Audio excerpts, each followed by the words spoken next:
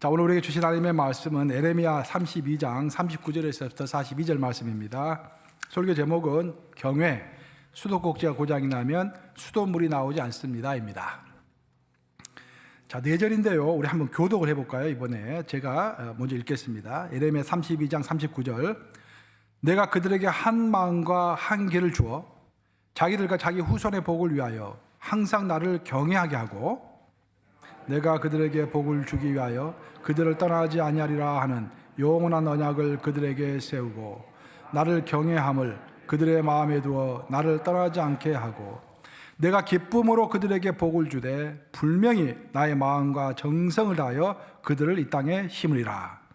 여호와께서 이와 같이 말씀하시니라. 내가 이 백성에게 이 큰 재앙을 내린 것 같이 허락한 모든 복을 그들에게 내리리라. 살아계신 하나님의 말씀입니다.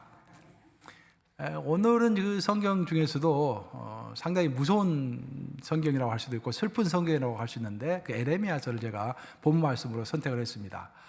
에레미야 중에서도 에레미야 내용은 대부분이 하나님의 징계와 앞으로 있을 암담한 미래에 대해서 애언하고 있는 내용입니다. 그래서 별로 썩 달갑지 않은 그런 내용들이에요. 굉장히 슬픈 내용입니다. 하지만 그 중에서도 하나님께서는 반짝반짝 빛나는 어떤 희망의 메시지를 주셨는데 그것이 바로 오늘 본문 내용입니다. 30장, 31장, 32장, 33장. 에레미야서가 52장으로 구성되어 있죠. 그 중에서도 30, 31, 30, 33 이 4장만 반짝반짝 빛나는 어둠 속에서 반짝반짝 빛나는 빛과 같은 그런 글입니다. 그 중에서도 오늘 내가 본문 말씀을 채택한 32장 39절에서부터 42절 말씀은 반지로 치면은 반지 중에서도 조그맣지만 다이아몬드 반지의 정점이죠. 그 다이아몬드 같은 반지에 있어서 다이아몬드와 같은 그런 구절이라고 할 수가 있겠습니다. 그래서 우리에게 많은 지침을 교훈을 주고 있는 그런데요. 특별히 이제 오늘 본문은 많은 인간이 원하는 복이라는 것, 하나님은 복에 대한 언급을 많이 하시는데 복은 아무에게나 주는 것이 아니라 복을 받을 마음이 준비되어 있는 자에게 주신다라는 것이 오늘 본문의 핵심적인 메시지입니다. 그 에레미야 내용 중에서 징계에 대한 내용을 제외하고 하나님의 축복에 관한 내용을 요약하면은 그 내용이에요. 마음이 준비되어 있는 자에게, 특히 경외의 마음이 준비되어 있는 자에게 복이 임한다라는 그것을 가르쳐 주기 위하여 경외라는 말을 반복해서 사용하고 있습니다. 어떤 한 크리스찬이 꿈을 꿨어요. 저는 이것을 실제로 저희 책에서 읽었는데 이분은 캐서린 쿨만이 했던 소리인데 난 캐서린 쿨만 원래 이야기 안 하려고 했는데 이름을 이야기하게 되네요. 캐서린 쿨만은 약간 이단 논쟁도 좀 있고 그래서 캐서린 쿨만은 성령주의자 중에서 미국에서 최고봉이라고 할 수 있죠. 캐서린 쿨만의 영향을 받아서 베니 힌이라든지 오랄 로버츠라든지 다 그 밑에서 나온 사람들 아니겠습니까? 그래서 미국의 은사주의자, 성령주의자, 경험, 애연 그런 것의 1인자라고 할 수 있겠죠. 저는 담임 목사 하기 때문에요. 사람들이 이단이다 그러면 다 그런 책들 한번 읽어봅니다. 왜 이단이라고 하는지. 그래서 저는 이것저것 다 경험해요. 여러분들에게 말을 않고 있지만. 그래서 캐서린 쿨만 노래 책을 이렇게 쭉 읽어보았어요. 근데 거기에서 캐서린 쿨만 실제로 자기가 환상 가운데 봤다고 하는데 이런 내용이 나옵니다. 3명의 여인이 앉아가지고 무릎 꿇고 하나님께 기도를 했습니다. 기도를 하고 있어요. 간절히 기도하고 있어요. 근데 예수님이 나타나신 거예요. 나타나시고 첫 번째 여인을 꼭 껴안아 줬습니다. 그리고 두 번째 여인에게는 지나치면서 머리에다가 손을 얹어 주셨어요. 근데 지나치다가 세 번째 여인은 보고 멀리서 쳐다보고 그냥 빙그레 웃고 지나치십니다. 그래서 이제 그 꿈을 꾼 그 환상 가운데 있는 그 사람이 하나님께 물어봤습니다. 하나님, 어찌 이렇게 사람을 다르게 대접할 수가 있습니까? 어떤 사람은 안아주셔가지고 큰 위로를 주시고 어떤 사람은 머리 위에 손 얹어 주셔가지고 또 격려해 주신데 아니 저 여인은 어째 터치도 안 하시고 머리에서 쳐다보고 그냥 웃고만 가십니까? 저 여인이 무슨 잘못을 했습니까? 라고 물어본 거예요. 그랬더니 주님께서 대답하시더랍니다. 말씀이 뭐냐면은 내가 안아준 여인은 안아줘야만이 나의 사랑을 느낄 수 있을 정도의 믿음의 소유자이다. 그래서 안아준 거다. 하지만 내가 멀리서 쳐다보고 빙긋이 웃고 간 여인은 내 마음이 정말 합당한 여인인데 그는 내가 터치해주지 않더라도 내가 그를 얼마나 사랑하는지 또 내가 얼마나 눈동자처럼 이 땅에서 존재하는지 그걸 다 알고서 나에 대한 믿음이 굳건한 자이다. 그래서 내가 빙그레 웃고 지나간 것이다 라는 그런 이야기가 나옵니다. 저는 그 이야기를 듣고서 어느 정도 공감이 갔어요. 왜냐하면 신앙생활을 하다 보면 우리는 많은 체험을 요구합니다. 체험했으면 좋겠다라는 이야기를 많이 해요. 우리의 체험이라는 것은, 우리가 오감으로 느끼는 체험이라는 것은 우리의 신앙을 강화는 시켜줍니다. 하지만 체험이 있다고 해가지고 내 신앙이 다른 사람 신앙보다 월등하다, 내 신앙이 맞다라는 것은 절대 아니다라는 그런 말입니다. 바로 그래서 예수님께서는 도마에게 이런 이야기를 하셨습니다. 예수님이 부활하셨어요. 근데 예수님이 부활하셔가지고 제자들에게 나타났는데 하필 그 자리에 도마가 없었어요. 도마는 아마 스타벤샵으로 쇼핑하러 갔던 것 같아요. 그러니까 성도들이 모일 때는 다 함께 모여 있어야 하는데 그냥 혼자서 그냥 없었던 거예요. 그래서 이제 나머지 제자들이 다 예수님이 부활하신 것을 봤기 때문에 예수님 부활하신 예수님이 나타났다라고 하니까 도마가 나는 도저히 믿을 수가 없다. 그게 정말 예수님이 부활했다고 한다면 예수님이 못 박힌 그 못에 박힌 그 손에 내 손가락 한번 넣어보고 창으로 찔리신 그 옆구리에다가 내 손을 한번 넣어봐야 내가 제대로 예수님이 정말 부활했는지 안 했는지 확신할 수 있겠다. 내 눈을 좀 보고 내 손으로 느껴봐야겠다 라고 이야기를 한 거예요. 근데 나중에 예수님이 실제로 부활하셔가지고 부활하신 몸으로 도마에게 나타나셨죠. 도마에게. 그 도마에게 그 유명한 말씀 하셨습니다. 요한복음 20장 말씀이죠. 요한복음 20장 29절 말씀인데 한번 같이 읽어보겠습니다. 시작. 예수께서 이르시되 너는 나를 본고로 믿느냐? 보지 못하고 믿는 자들은 복되도다 라고 이야기하고 있습니다. 너가 꼭 봐야만이 나를 믿느냐 이 말이에요. 내가 꼭 너를 안아줘야만이 너는 내가 너를 사랑하는지 알겠느냐? 내가 꼭 너의 머리 위에 안수해줘야만이 너는 내가 살아있는 줄을 알겠느냐? 아니 보지 못하고 느끼지 못하고 이게 손으로 만지지 못해도 정말 하나님의 약속의 말씀을 붙잡고 정말 하나님은 살아계시고 나와 동행하신다, 나를 모든 것을 지켜보신다 라고 믿는 자가 참 믿음이고 복된 믿음이다라고 이야기하는 거예요. 복되다고 그러죠. 복되다. 복된 믿음이다. 그러니까 뭐 그렇지 않아도 큰 문제는 없지만 복되다라는 거예요. 그렇게 우리의 경이라는 것도 똑같습니다. 오늘 성경에서 계속 강조하고 있는 에레미야가 강조하고 있는 경이라는 것도 똑같습니다. 경이라는 것은 우리가 느끼든지 느끼지 않든지 하나님은 살아계실 뿐만 아니라 하나님은 나의 모든 것을 보고 계신다라는 것을 경이라고 하는 거예요. 그러니까 하나님이 나의 모든 것을 보고 계신다라는 것을 고백하는 것이 바로 경이다 그런 말입니다. 내가 내 마음의 중심이 어떤 중심인지, 내가 하나님 앞에서 어떤 행동을 하고 있는지, 어떤 말을 하고 있는지, 하나님을 투명인간으로 취급하는 것이 아니라 진짜로 하나님이 내 앞에 계시다라고 믿고 그렇게 조심스럽게 행동하는 것, 그렇게 믿고 의식적으로 행동하는 것, 그것을 경외라고 하는 거예요. 그리고 성경은 말하기를 하나님 앞에서 하나님에 대한 경외감이 없는 사람이 하나님의 복을 갈구하는 것은 우스운 일이다라고 이야기하고 있어요. 그리고 정말 하나님께서 이미 우리에게 주기로 작정하신 복을 하나도 놓치지 않고 받으려면 우리에게 가장 필요한 것이 경외라고 이야기하고 있습니다.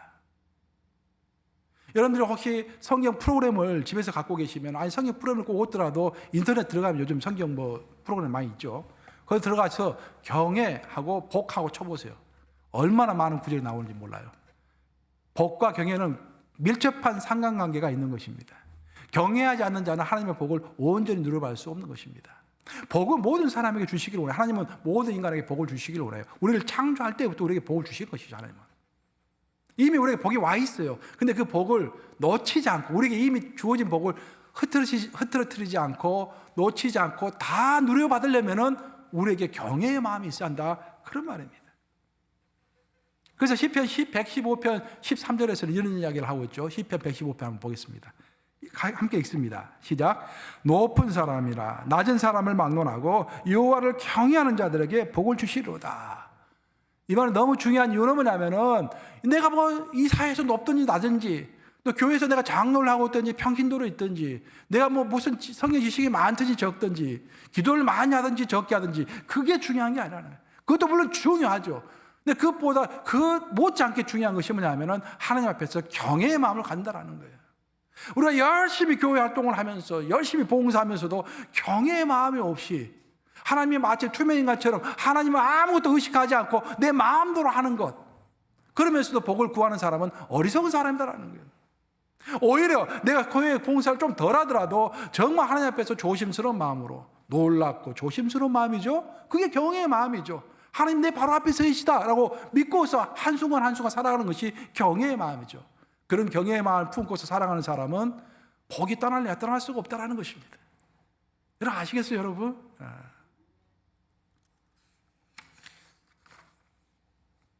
오늘의 본문을 포함하는 에레미야서는 성경에서 가장 긴 성경입니다. 그러니까 성경 66권 중에서 가장 길어요. 단어, 챕터로 하면 가장 길지 않는데 단어 수로 하면은, 단어 수가 가장 중요하잖아요. 단어 수로 하면은 성경에서 가장 긴 책이 에레미야서입니다. 근데 에레미야서는 에레미야가 쓴 책인데 에레미야는 외로운 눈물의 선지자라고 되어 있습니다. 눈물의 선지자, 눈물도 중요하지만 애롭다는 말은 더 중요해요. 에레미야는 외로웠습니다. 왜 외로웠을까? 에레미야가 예언을 하면 사람들이 다 싫어하는 거예요. 왜냐하면 그 예언의 내용이 이런 내용이에요. 우리 유다 제국은 이제 하나님 앞에 너무 많은 죄를 지어가지고 미래에 희망이 없다. 이제 바벨론에 금방 쳐들어올 건데 바벨론이 우리를 다 멸망시킬 것이다. 근데 하나님이 나에게 말씀하시기를 절대로 바벨론하고 전쟁하지 말라고 그랬다. 다 항복하라고 그랬다. 그게 예언의 내용이에요. 이 사람들 그 말을 듣고서 이해할 수가 없었습니다. 아니 우리의 하나님인데 어떻게 하나님을 경외하지 않는, 하나님을 무시하는 자들이 쳐들어와가지고 우리의 성전을 더럽히고 예루살렘을 쳐 부수려고 하는데 그들 앞에서 아무 행동도 하지 않고 항복하라니 이게 말이 되느냐. 이거 가짜 선지자다. 그렇게 이야기했던 것입니다. 아무도 에레미야와 엮이지 않으려고 했습니다. 에레미야 고향은 아나돗이죠. 아나돗은 선지자들이 사는 도시예요. 모든 사람들이 선지자들만 모여서 사는 곳입니다. 그 아나돗에서도 에레미야는 독고다이. 일본 말로 독고다이. 독고다이 뭔지 아시죠? 혼자. 같은 선지자들도 싫어하는 거예요. 에레미야는 외로웠습니다. 그 눈물을 흘렸어요. 왜냐하면 자기의 예언을 받아들이지 않으니까. 자기는 진실되게 하나님의 말씀을 가감없이 정확하게 선포했는데 미화하지 않고 고치지 않고 그대로 선포했더니 사람들이 다 싫어하는 것입니다. 하지만 곧 바빌론에 의해서 유다가 멸망할 것을 알았기 때문에 그 민족의 슬픔을 보면서 엉엉 울었던 것입니다. 에레미야는 줄기차게 두 가지 메시지를 전했어요. 이것은 오늘 본문하고는 약간 이제 직접적인 관련은 없지만 우리의 큰 교훈이 되기 때문에 잠시 언급하고 하겠습니다. 에레미야가 굉장히 긴, 성경에서 가장 긴 성경책이어가지고 읽기도 쉽지 않습니다. 제가 새벽기도 또 한 번 강의했는데 여기 와서 에레미야가 두 가지 메시지를 전했는데 첫 번째 메시지는 뭐냐면은 모든 사람에게는 회개할 만한 때가 있기 때문에 그 때를 놓치지 말라는 것입니다. 우리가 도자기를 이제 빚을 때 도자기를 좀 수선해야겠다, 도자기 모양을 좀 바꾸겠다라고 생각하면은 도자기가 마르기 전에 빨리 고쳐야 합니다. 그렇죠? 도자기가 이미 말라버려서 깡깡해지면은, 단단해지면은 고칠 수가 없어요. 내 마음에 들지 않아도 고칠 수가 없습니다. 우리 인간도 똑같습니다. 우리 인간을 보면은 내가 어떤 큰 죄를 처음에 범하잖아요. 그러면은 내가 잘못했구나. 대부분 다 느껴요. 내가 사과해야겠다. 내가 회개해야겠다. 저 사람에게 잘못했으니까 나와서 용서를 빌어야겠다 생각을 합니다. 그렇지만 조금 이따 하지.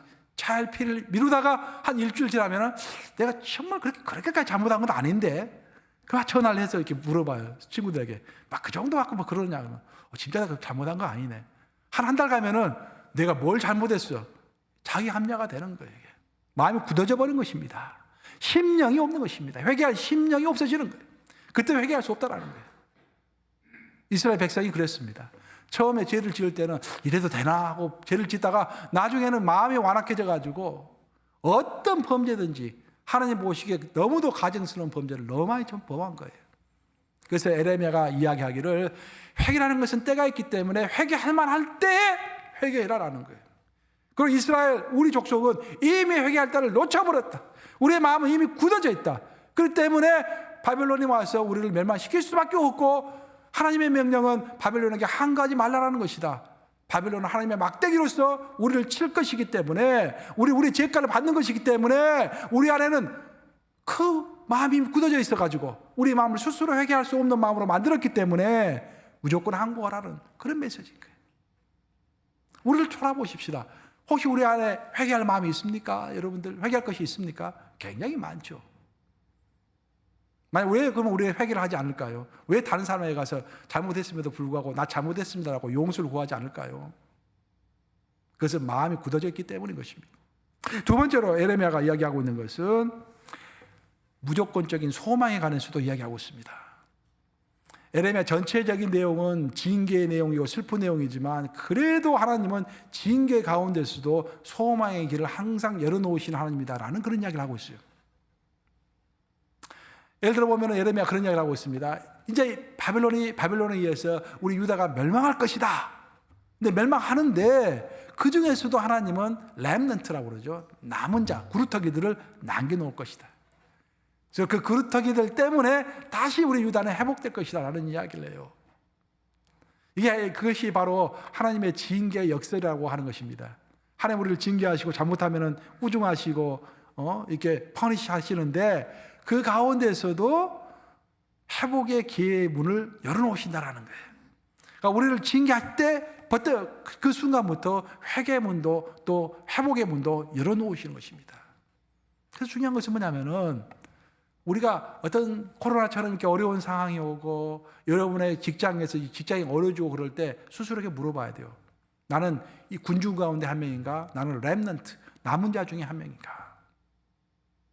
우리 모두 남은 자가 되기를 주님의 이름으로 축복합니다. 내가 남은 자가 되면 되는 거예요. 내가 남은 자가 되어가지고 그 직장을 살리는 것입니다. 그 나라를 살리는 거예요. 더 나아가서 교회도 살리고 자기 가정도 살리는 것입니다. 남은 자가 되라. 그것이 바로 에레미야의 또 다른 교훈인 것입니다. 그러면서 그 남는 자들을 통해서 유다 제국이 다시 일어서야 할 때인데 어떻게 해서 그 남는 자들이 일어설 것인가를 설명하고 있는 대목이 30장, 31장, 32장, 33장 이 4장이에요. 그리고 오늘 본문은 아까 내가 처음에 말씀드렸던 것처럼 이 4장 중에서도 가장 중심 부분입니다. 오늘 본문인 에레미야 32장 42절은 이렇게 얘기하고 있습니다. 한번 같이 읽어보겠습니다. 시작. 여호와께서 이와 같이 말씀하시니라 내가 이 백성에게 이 큰 재앙을 내린 것 같이 허락한 모든 복을 그들에게 내리리라. 이것도 놀라운 말씀입니다. 큰 재앙을 내린 것 같이 재앙의 골이 깊었다 이 말이에요. 앞으로 골이 깊을 것이다. 현재까지도 뭐 재앙을 많이 받았지만 유다 백성들이 앞으로는 더 큰 재앙을 받을 것이다. 하지만 하나님의 때가 되면은 그 골이 깊었던 것처럼 재앙의 골이 깊었던 것처럼 축복의 높이도 굉장히 높을 것이라는 그런 이야기를 하고 있는 거예요.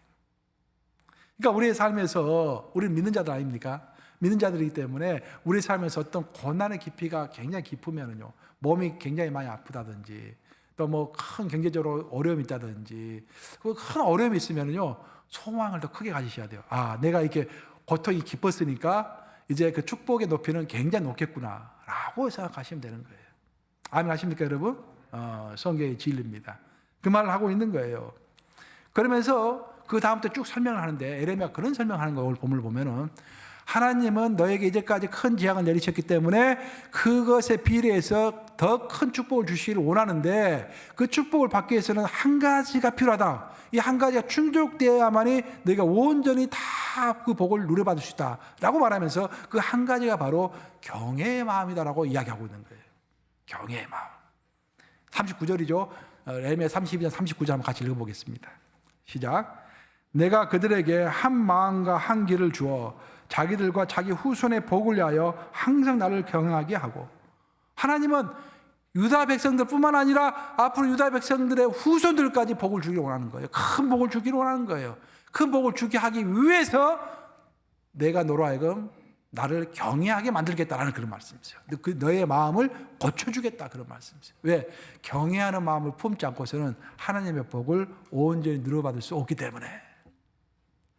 여러분, 그러면 경외라는 것이 무슨 뜻입니까? 경외. 물론 태계 이항 선생도 경외 사상을 이야기했어요. 태계 이항 선생은 경을 이야기할 때 아무도 없는 곳에서도 모든 사람이 있는 것처럼 행동하는 것이 경이다라고 이야기했어요. 그거 보면 성경 말씀 똑같아요. 보면 지혜가 있었던 것 같아요. 근데 성경에서는 경외를 fear라고 표현하고 있습니다. 영어로 보면 두려움이라고 표현하고 fear. 두려움이라는 단어는 좀 이렇게 우리가 좀 별로 좋지 않은 단어죠. 근데 왜 그러면 fear라고 그 많고 많은 표현 중에서 fear라고 했을까? 그것은 경외라는 그 단어를 한마디로 번역하기가 그렇게 어려워서 그런 거예요. 그래서 여러분들 그냥 성경만 읽고 이 경외는 fear구나, 두려워하는 것이구나라고 이해하시면 안 돼요. 그냥 물리적으로 하나님 앞에 벌벌 떠는 것이 경외가 아니에요. 경외의 참 뜻은 어떤 뜻이냐면은 너무 사모해서, 너무 존경해서 그 사람 앞에 딱 섰더니, 진짜 그 사람 딱 나타났을 때 그 사람에 섰더니 정말로 놀랍고 정말 조심스러워지는 그런 가정. 우리 한국적인 정서를 가지신 분들은 아마 이해가 될 것인데, 어떤 처녀가 정말로 사모하는, 마음속에 사모하는, 짝사랑하는 어떤 남자가 있었어요. 너무 고귀하고 너무 존경스럽고 머릿속은 보기만 해도 가슴이 떨려 막.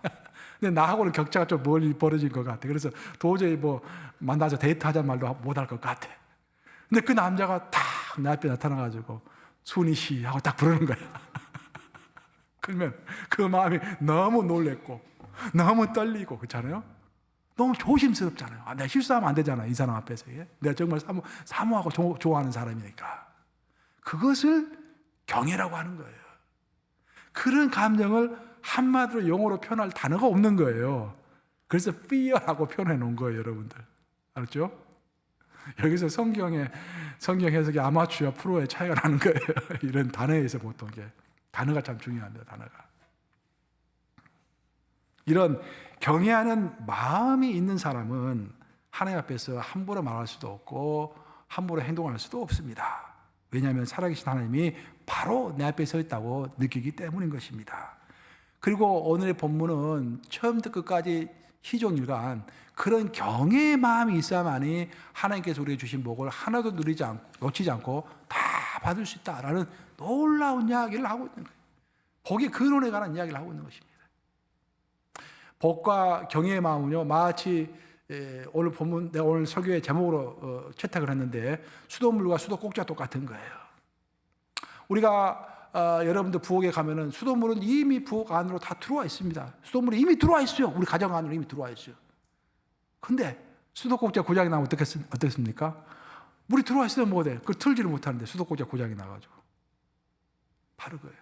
하나님의 복은, 하나님은 우리 인간을 창조하실 때부터 우리에게 복을 주셨어요. 아담에게 이미 복을 주셨습니다. 우리가 복받고 살기를 원하십니다. 하나님 안에서 하나님께서 예비하신 풍성한 복 안에서 살기를 원하세요. 그런데 수도꼭지가 고장이 나면은 그 복을 온전히 누려받지를 못하는 거예요. 수돗물을 마실 수가 없는 것입니다. 수도꼭지가 뭐다? 경외의 마음. 수도꼭지가 고장이 나면은, 경외의 마음이 고장이 나버리면은 우리가 하나님의 그 수돗물, 그 복을 마실 수가 없는 것입니다. 이스라엘 민족이 제일 잘못했던 것은 뭐냐면은 하나님이 없는 것처럼 행동했기 때문에. 키포인트입니다, 여러분. 하나님이 없는 것처럼 행동했기 때문에 하나님이 진노하신 거예요. 그들에게 복을 주실 수가 없었던 것입니다. 하나님이 없는 것처럼 행동하는 자는 경외의 마음이 없는 자이고, 눈에 보이지 않고 느낄 수가 없음에도 불구하고 하나님이 있는 것처럼 행동하는 자는 경외의 마음이 있는 것입니다. 신앙을 보통 중력과 양력의 법칙으로 많이 설명을 하죠. 중력의 법칙이라는 게 뭡니까? 여러분 다 아시죠? 높은 곳에 올라가서 떨어지면은 그 무거운 것은 다 밑으로 떨어지는 거예요. 밑에서 끌어당기는 힘이 있기 때문에 높은 곳에 올라가서 뭐 기압장을 던진다든지 벽돌을 던지면은 밑으로 다 떨어지게 되어 있습니다. 그런데 중력에 반대되는 법칙이 하나 있는데 그게 양력의 법칙이라는 거예요. 그 양력의 법칙을 따라서 비행기를 만든 것입니다. 사실 비행기가 그 철로 돼 있잖아요. 무겁잖아요. 비행기가 굉장히 무겁잖아요. 그럼 당연히 하늘에 떠 있으면은 밑으로 떨어져야 하잖아요. 근데 양력의 법칙을 작동하는 순간에 중력의 법칙은 양력의 법칙 밑으로 내려오는 거예요. 그래서 비행기는 날아가는 것입니다. 우리 신앙도 마찬가지예요. 우리의 마음은 중력의 법칙을 작용받습니다. 그 말은 무슨 말이냐면 성경은 말하기를 우리의 마음은 거짓되고 힘이 부패하다. 만물보다도 더 부패한 것이 우리의 마음이다라고 이야기했어요. 우리는 내가 좀 더 잘났다고 잘하는 사람을 비방하고 손가락질 하잖아요. 하나님 보시기에는 어이가 없죠. 하나님께서는 야, 너 마음을 좀 봐라. 너 마음이 어떤 마음인데 다른 사람에게 손가락질을 하니?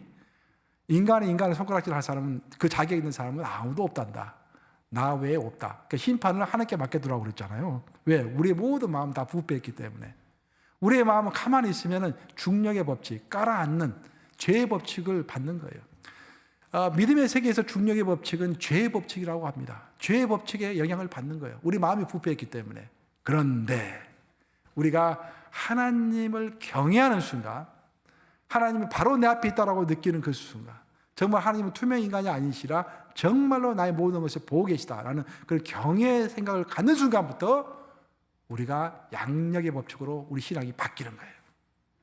그리고 경외의 법칙은 죄의 법칙을 항상 이기게 되어 있습니다. 그래서 하나님이 우리에게 경외의 법칙을 가르쳐 주는 거예요. 근데 이 세상 사람들은 죄의 법칙만 있고 경외의 법칙이 없죠. 세상 사람들은 하나님이 바로 앞에 없는 것처럼, 전혀 없는 것처럼 행동하지 않습니까? 그들에게는 죄의 법칙만 있는 거예요. 그들에게는 경외의 법칙이 없는 것입니다. 우리 크리스천들에게는 그 경외의 법칙이 있기 때문에 죄의 법칙을 뚫고서 하나님이 기뻐하시는 삶을 살 수 있고 성령의 인도하심으로 하나님께서 예비하신 모든 복을 다 받을 수 있는 것입니다. 우리가 어떤 못이 있다고 해보십시다. 그 못을 가지고 호숫가에 던지면 어떻게 됩니까? 못이 호숫가 밑으로 내려앉죠? 중력의 법칙에서 내려앉습니다. 그런데 우리가 어떤 빈 병을 가져다가 그 빈 병 안에다가 못을 딱 집어넣고 던지면 어떻게 됩니까? 그 빈 병과 함께 못이 둥둥 뜨게 되죠. 그 못은 죄의 법칙이에요. 그 빈 병은 경외의 법칙입니다. 이처럼 경외의 법칙은 죄의 법칙을 이길 수 있는 거예요. 그런데 만약에 비행기를 타고 양력의 법칙에 의해서 비행기를 타고 가는 조종사가 갑자기 중간에서 하늘에서 갑자기 운전을 시동을 딱 꺼버렸다. 그럼 어떻게 됩니까? 양력의 법칙이 없어지면서 다시 중력의 법칙을 받아가지고 땅으로 급속하게 떨어지는 것이죠. 추락하는 것이죠. 마찬가지로 우리 신앙이 항상 깨어있고 토요일날 새벽에 나와서 기도하고 직접 나와서 같이 기도하고 말씀에 깨어있고 누가 뭐라고 하든지 나는 그루터기다. 나는 하나님의 공동체 안에서 그루터기다라는 마음으로 초지일관 나아갈 때 그 양력의 법칙이 있을 때 항상 죄의 법칙을 이기는데 그 양력의 법칙으로부터 후퇴하는 순간부터 내 신앙의 시동을 꺼버리는 순간부터 죄의 법칙이 곧바로 나게 들어오는 것입니다. 시차를 두지도 않아요. 곧바로 들어오는 것입니다. 그렇게 높이 잘 날던 비행기도 시동을 끄는 순간 갑자기 무서운 속도로 땅으로 추락하지 않습니까? 똑같은 거예요. 그런 이야기를 오늘 본문에 해주고 있는 것입니다. 최근에 많이 사용하는 말 중에서 젊은 사람들이 많이 사용하는 말 중에서 들어봤더니 그 방전 포비아라는 그런 이야기를 제가 들어봤어요. 방전 포비아. 방전 포비아가 뭐냐? 포비아는 두려운 마음을 포비아라고 그러잖아요. 방전이라는 것은 핸드폰 배터리가 떨어지는 것을 두려워하는 마음입니다. 핸드폰 배터리가 떨어지는 것을 사람들이 제일 두려워한다는 거예요. 요즘 사람들이 제일 두려워하는 것이 핸드폰 배터리가 떨어지는 거. 미국의 이제 그 극장협회에서 요즘에 최근에 들어서 이제 최근이 아니라 이제 몇 년 사이에 한 10년 사이에 젊은 사람들이 점점 영화관에 오질 않는데요. 그래서 왜 영화관에 오질 않는가 하는 조사를 했어요, 실제로. 그래서 많은 사람들이 처음에는 애들이 게임도 하고 바깥에서 놀려고 영화관에 오지 않는가 보다를 생각했어요. 근데 알고 봤더니 결과가 엉뚱하게 나왔습니다. 젊은 사람들이 교회에 오지 않는 이유는 2시간 동안 영화 보는 시간 동안에 핸드폰을 꺼놔야 하기 때문에 그것이 두려워서 영화관에 가기 싫다라는 거예요. 그 정도로 핸드폰이 업세트가 되어 있는 거예요. 그래서 미국의 극장협회에서는 핸드폰 회사에게 요청했대요, 지금. 우리가 비행기 타면은 핸드폰에 비행기 모드가 있지 않습니까? 에어플레인 모드 딱 돼 있잖아요. 그처럼 시네마 모드, 영화관 모드를 좀 만들어 달라고 요청 상태에 있대요, 지금 이게. 그걸 내가 이 책으로 읽은 거예요, 제가. 그걸 읽으면서 많은 걸 제가 좀 느꼈습니다. 이처럼 현대인들은 어디를 가든지 일을 하고 있든지 집에 있든지 영화를 보든지 심지어 화장실에 있을 때조차도 핸드폰을 손에 쥐고 있습니다. 고개 끄덕이시는 분들 많네 보니까. 핸드폰에 화장실 들어갈 때 전부 핸드폰 들고 들어가세요. 근데 하나님이 원하시는 것이 바로 이런 거예요. 우리가 일을 하고 있든지 우리가 직장에 있든지 심지어 화장실에 있을 때조차도 하나님을 의식하고 그분을 경외하는 것, 그것을 원하시는 것입니다. 그런 자들에게 복을 주시겠다라는 것입니다. 다시 이야기를 드리지만 이스라엘 민족을 하나님은 사랑하셨습니다. 사랑했기 때문에 그들을 선택한 것이죠. 그리고 하나님은 천지가 모든 것이 하나님의 것이기 때문에 많은 것을 주기를 원했어요. 그런데 하나님 보시기에 그들이 하나님을 무시했다고 생각했습니다. 왜? 그들은 하나님이 마치 없는 것처럼 행동했기 때문입니다. 여러분, 러시아의 2대 문호, 2대 작가라고 하면 누구를 이야기합니까? 도스토옙스키하고 톨스토이 이야기하잖아요. 두 사람 다 크리스천적인 관점에서 하나님을 경외하는 글들을 많이 썼는데, 특별히 도스토옙스키는 특출합니다. 도스토옙스키는 거기 유배 생활도 했고요. 굉장히 하나님에 대한 그 의식이 깊었던 사람이에요. 죄와 벌로 쓰고요, 책도. 도스토옙스키가 그런 유명한 말을 했습니다.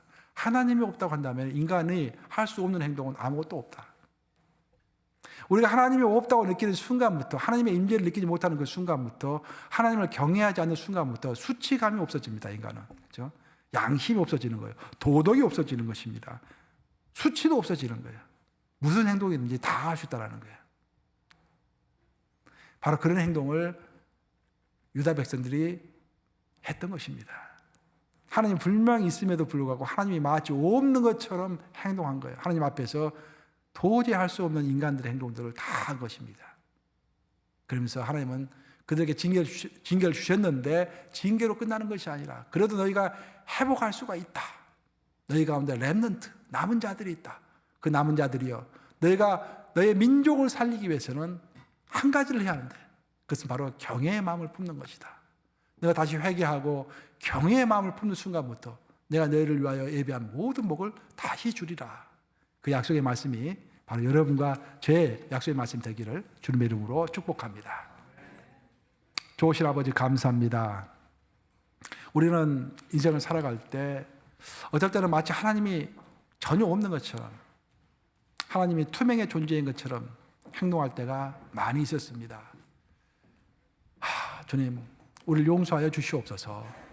주님 앞에서 진실되게 살아계신 하나님 앞에서 놀랍고 조심스럽고 너무 정말 감격스러운 마음으로 하루하루를 살아갈 수 있도록 저희를 붙들어 주시옵소서.